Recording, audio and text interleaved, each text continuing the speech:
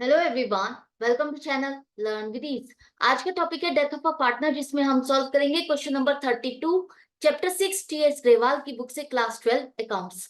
Online sessions, online classes के लिए आप मुझे इस नंबर पर व्हाट्सएप कर सकते हो अपना नाम और क्लास। अगर आप टीएस ग्रेवाल के साथ साथ डीके गोयल बुक को फॉलो कर रहे हो तो इसी चैनल की प्लेलिस्ट को क्लिक करो, आपको न्यू एडिशन के सॉल्यूशंस अपलोडेड मिलेंगे। साथ में ही कम्युनिटी सेक्शन में एमसीक्यूज मिलेंगे क्विज के फॉर्मेट में और एमसीक्यूज के सॉल्यूशन शॉर्ट्स में। तो बहुत कुछ है चैनल पर, विजिट द चैनल। अच्छा लगे तो शेयर और सब्सक्राइब जरूर करना। क्वेश्चन में 3 पार्टनर है, X Y Z, profit sharing ratio 2:2:1 है। 31 मार्च 2023 की बैलेंस शीट आपको दी गई है। वाई एक पार्टनर है जिसकी डेथ हो गई है 30 जून 2023 को। पार्टनरशिप डीड के अकॉर्डिंग हमें उसका शेयर ऑफ गुडविल और शेयर ऑफ प्रॉफिट देना है। तो उसके लिए आपको बनाना है उसका कैपिटल अकाउंट कि उसका कितना पैसा हमें उसके एग्जीक्यूटर को देना है। तो सबसे पहले देखो, उसका बैलेंस शीट में कैपिटल का बैलेंस कितना आ रहा है, 7 लाख रुपए। क्रेडिट बैलेंस है तो क्रेडिट साइड पे लिखो 7 लाख। अब यहां पर आपकी बैलेंस शीट में जनरल रिजर्व आ रहे हैं 60,000, तो इसमें भी तो इसका हिस्सा है। तो 60,000 का 2/5 पार्ट भाई का शेयर 24,000 बनता है, जो कि इसको दिया जाएगा। ये 24,000 भी हम इसको देंगे। तो general reserve account debit to partners capital account, यही करते हो ना आप। जब भी कोई पार्टनर रिटायर हुआ, एडमिशन हुआ, तो आपने सारे रिजर्व, प्रॉफिट, लॉसेस सभी पार्टनर्स में बांट करके खत्म किए थे।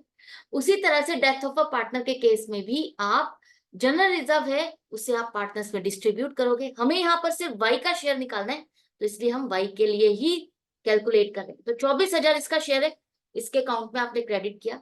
नेक्स्ट हम करते हैं गुडविल की कैलकुलेशन। तो गुडविल की कैलकुलेशन के लिए कहा है कि पिछले 5 सालों का प्रॉफिट का बेस लेना है। तो पिछले 5 सालों के प्रॉफिट आपके कितने हैं। फर्स्ट, आपको 3,20,000 पिछले साल लॉस हुआ। फिर 1 लाख का प्रॉफिट, 1,60,000, 2,20,000, 4,40,000, सबका टोटल करते हो तो 6 लाख का प्रॉफिट हुआ पिछले 5 सालों में।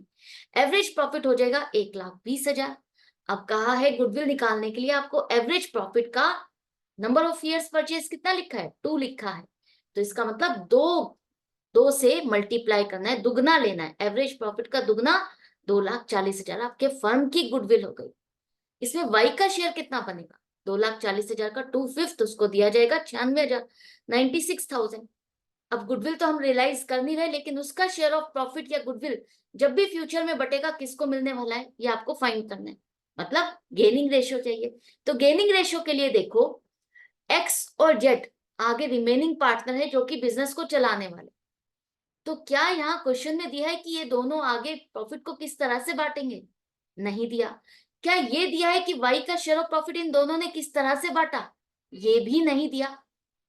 इसका मतलब वाई का शेयर ऑफ प्रॉफिट इन दोनों ने किस हिसाब से बांटा होगा। जब क्वेश्चन में नहीं दिया होता तो हम यही मान के चलते हैं, जो इनकी प्रॉफिट शेयरिंग रेशियो थी, ओल्ड रेशियो में जो इनका कॉम्बिनेशन था, उसी कॉम्बिनेशन में इन्होंने वाई के शेयर ऑफ प्रॉफिट को आपस में बांट लिया। तो गेनिंग रेशियो हो गई 2:1। ये 96,000 का 2/3 एक्स को आगे चल करके फायदा होने वाला है, वो इससे देगा। और जेड को होने वाला है 32,000 का। तो ये दोनों मिलकर के इसको पेमेंट करेंगे। गेनिंग पार्टनर्स के अकाउंट आप डेबिट करते हो और सेक्रीफाइसिंग पार्टनर कौन है यहाँ पर, वाई। तो वाई के कैपिटल अकाउंट को आप क्रेडिट करते हो, और वैसे भी हमें इसे देना है तो इसके अकाउंट को तो हम क्रेडिट ही करेंगे। तो यहाँ पर किस किस से कितना पैसा मिला गुडविल के नाम का, वो आप अलग अलग लिखोगे, एक साथ गुडविल मत लिखना, रॉन्ग हो जाएगा। तो by X capital account 64,000, by जेड्स कैपिटल अकाउंट 32,000। गेनिंग रेशियो कैसे आई, वही ट्रिक। आई होप आपको अच्छे से समझ में आ गया, कोई नई चीज नहीं रही है। अब हम डेथ ऑफ अ पार्टनर का चैप्टर कर रहे हैं, वो भी एंड तक पहुंच गए हैं। इसके बाद है शेयर ऑफ गुडविल के बाद उसका शेयर ऑफ प्रॉफिट देना है। तो पिछले साल अगर आप देखते हो तो आपको हुआ है लॉस 3,20,000 का। यहाँ का है कि उसका जो शेयर ऑफ प्रॉफिट आपको इंटरवेनिंग पीरियड मतलब इस फाइनेंशियल ईयर में जितने टाइम के लिए उसने काम किया, उस टाइम पीरियड का जो प्रॉफिट या लॉस जो भी निकालना है आपको, उसके लिए आपको पिछले साल का प्रॉफिट या लॉस बेस लेना है। पिछले साल हमें लॉस हुआ है 3,20,000। यहाँ देखो 31 मार्च 2023 का कितना दिया है, 3,20,000 का लॉस। यहाँ पे भी देख सकते हो आप, लॉस है 3,20,000। तो ये 3,20,000 का पूरे साल का लॉस था। हमें चाहिए अगर इस साल भी अगर हम इसी को बेस मानते हैं तो इस साल 1 अप्रैल से 30 जून 3 महीने का लॉस कितना होगा? 80,000। और अगर ये लॉस है तो इसमें वाई का शेयर कितना बनेगा? 2/5 32,000। अब ये लॉस तो है, इसके कैपिटल अकाउंट को तो हम डेबिट करेंगे, लेकिन क्रेडिट किसको करना है? क्या हमें profit and loss suspense account को करना है, या जैसे गेनिंग रेशियो में हम एडजस्टमेंट एंट्री करते हैं वैसे करना है? कैसे फाइंड करोगे? उसके लिए आपको 2 कंडीशंस देखनी है। फर्स्ट, क्या ये एस्टिमेटेड प्रॉफिट या लॉस है? हाँ, ये एस्टिमेटेड है, हमने लास्ट ईयर का बेस लिया है और इस साल फाइनेंशियल ईयर भी अभी क्लोज नहीं हुआ। दूसरा, क्या रिमेनिंग पार्टनर्स का चेंज इन पीएसआर है? नहीं, ये तो वैसे ही बांटने वाले हैं जैसे पहले बांटते थे, 2:1। क्वेश्चन में तो नई रेशो कुछ दी ही नहीं है, तो इसका मतलब 2:1 ओल्ड रेशो का कॉम्बिनेशन ही न्यू रेशो है। तो जब चेंज इन पीएसआर नहीं हो रहा तो हम P and L suspense account में ही डालेंगे। प्रॉफिट के केस में आप P and L suspense account को डेबिट करते हो और लॉस के केस में P and L suspense account credit हो जाएगा। क्यों? क्योंकि अब इस पार्टनर, डिजीज्ड पार्टनर के कैपिटल अकाउंट को आप डेबिट करोगे। लॉस है तो इसका अकाउंट डेबिट होगा। इतना समझ में आ गया? अब इसके बाद यहां तक तो हो गया, लेकिन यहां देखो बैलेंस शीट में आपका प्रॉफिट एंड लॉस अकाउंट का बैलेंस आ रहा है 3,20,000।